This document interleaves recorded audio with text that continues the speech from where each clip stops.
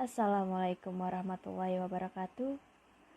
Perkenalkan, nama saya Inggit Oktaviani Alivia dari program studi pendidikan Tata Boga dengan NIM 2006499.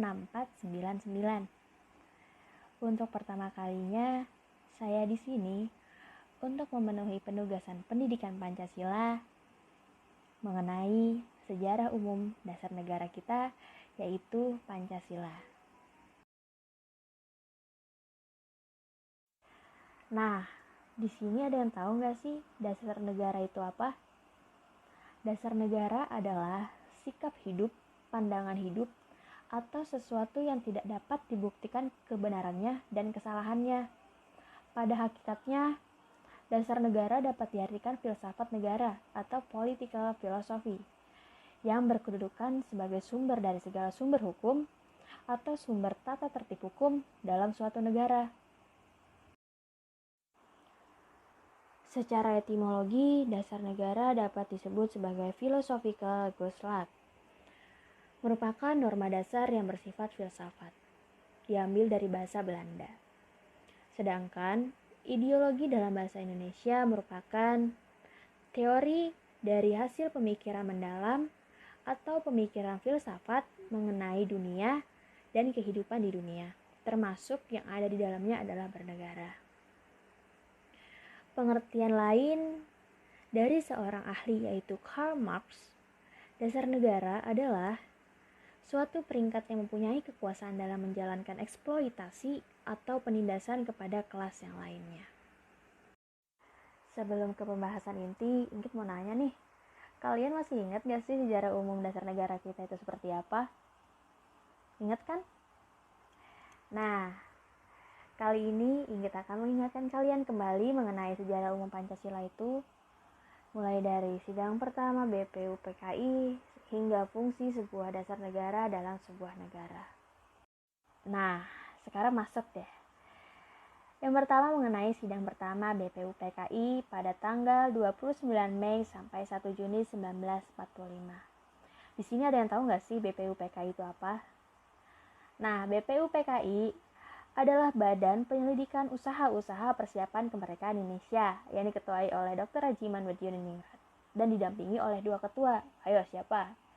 Nah, yaitu Raden Panji Sirasa dan Ki Bangase, yang dilantik oleh Letjen Kumakichi Harada di Jakarta pada tanggal 28 Mei 1945. Sidang pertama ini mengambil materi mengenai pembicaraan calon dasar negara. Dan di sini pula terdapat 3 tokoh yang menyampaikan usulannya, seperti Mr. Muhammad Yamin, Insinyur Soekarno, dan Mr. Supomo. Usulan pertama oleh Insinyur Soekarno. Siapa sih yang nggak tahu Insinyur Soekarno itu siapa? Yaitu presiden pertama kita. Ia mengusulkan rumusan Pancasila seperti pertama, kebangsaan Indonesia, kedua, internasionalisme, ketiga, mufakat, keempat, kesejahteraan sosial, dan kelima adalah ketuhanan yang berkebudayaan. Rumusan lainnya yaitu rumusan Trisila berupa sosionasionalisme, sosiodemokratis, dan ketuhanan. Yang kedua ada Dr. Supomo yang mengusulkan rumusan Pancasila yaitu persatuan, kekeluargaan, keseimbangan lahir dan batin, musyawarah, dan keadilan rakyat. Yang ketiga ada Mr. Muhammad Yamin. Dalam pidatonya secara lisan, ia mengusulkan rumusan yaitu peri kebangsaan, peri kemanusiaan, peri ketuhanan, peri kerakyatan, dan kesejahteraan rakyat. Di sisi lain, secara tertulis, Muhammad Yamin mengusulkan rumusan ketuhanan yang Maha Esa, kebangsaan persatuan Indonesia, rasa kemanusiaan yang adil dan beradab, kerakyatan yang dipimpin oleh hikmat kebijaksanaan dalam permusyawaratan perwakilan, dan keadilan sosial bagi seluruh rakyat Indonesia. Selanjutnya di sidang kedua BPUPKI pada tanggal 10 sampai 16 Juli 1945. Di sini dihasilkan disetujuinya naskah awal pembukaan hukum dasar yang kita kenal dengan Piagam Jakarta. Naskah awal pembukaan hukum dasar ini dijuluki dengan Piagam Jakarta dan dijadikan sebagai pembukaan UUD 1945 dengan berbagai perubahan pada alinea keempat Piagam Jakarta. Selanjutnya, dibentuk Badan Panitia Persiapan Kemerdekaan Indonesia yang bertujuan menentukan dan menegaskan posisi bangsa Indonesia dari semula bangsa terjajah menjadi bangsa yang merdeka.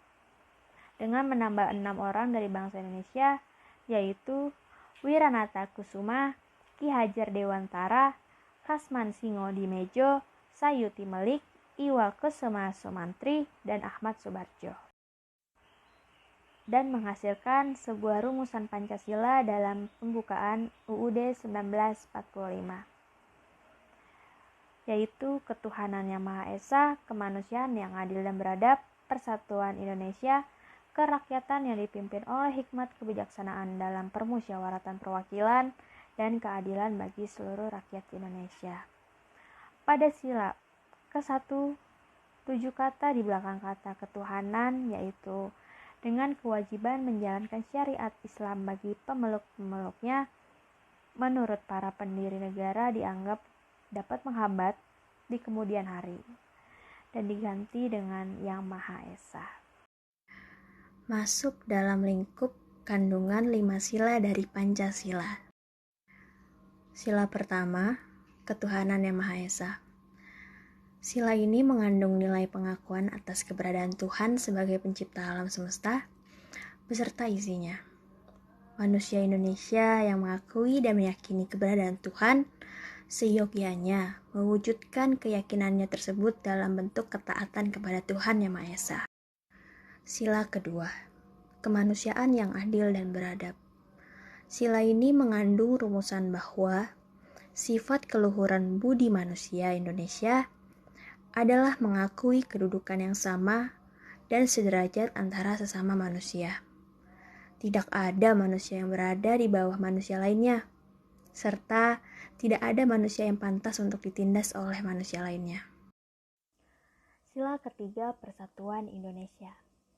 Sila ini merupakan perwujudan pentingnya masyarakat Indonesia memiliki paham kebangsaan dan rasa nasionalisme yang tinggi terhadap negara ini. Indonesia yang terdiri dari banyak agama, suku, ras, dan golongan sangat berpotensi menciptakan konflik dan perpecahan dalam masyarakat. Maka dari itu, perbedaan latar belakang tersebut harus mampu dikelola dengan baik agar mampu menciptakan kedamaian dalam masyarakat. Sila keempat, kerakyatan yang dipimpin oleh hikmat kebijaksanaan dalam permusyawaratan atau perwakilan. Sila ini mengandung sendi utama dalam penerapan sistem demokrasi di Indonesia, yaitu dengan menerapkan asas musyawarah mufakat dalam mekanisme perwakilan. Segala keputusan yang diambil dalam permusyawaratan tersebut harus berlandaskan pada kebijaksanaan dan kepentingan masyarakat luas, bukan kepentingan segelintir kelompok saja. Dan terakhir, sila kelima, keadilan sosial bagi seluruh rakyat Indonesia. Sila ini mengandung salah satu tujuan luhur berdirinya negara ini, yaitu mewujudkan tatanan masyarakat yang merasakan keadilan dan kemakmuran dalam setiap sendi kehidupan. Penerapan kebijakan yang proporsional kepada masyarakat harus dikedepankan agar kesejahteraan sosial dapat dirasakan oleh seluruh rakyat Indonesia. Fungsi Pancasila itu sendiri sebagai identitas bangsa Indonesia, sebagai kepribadian bangsa Indonesia, sebagai pandangan hidup bangsa Indonesia, sebagai jiwa bangsa Indonesia, sebagai perjanjian luhur bangsa Indonesia, sebagai dasar negara Indonesia, sebagai sumber dari segala hukum bagi negara Republik Indonesia.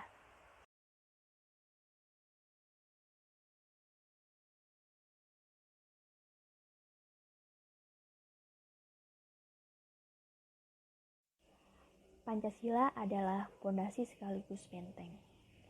Demi tetap kokohnya negara Indonesia sebagai sebuah negara kesatuan, oleh karena itu, menjaga dan mengamalkan Pancasila adalah tanggung jawab kita bersama. Tidak hanya oleh pemerintah sayang, tetapi seluruh rakyat Indonesia. Saya, Inggit Oktaviani Alivia, dari Program Studi Pendidikan Tata Boga, mengucapkan terima kasih telah mendengar podcast saya kali ini. Sehat selalu, pakai masker, cuci tangan. Assalamualaikum warahmatullahi wabarakatuh.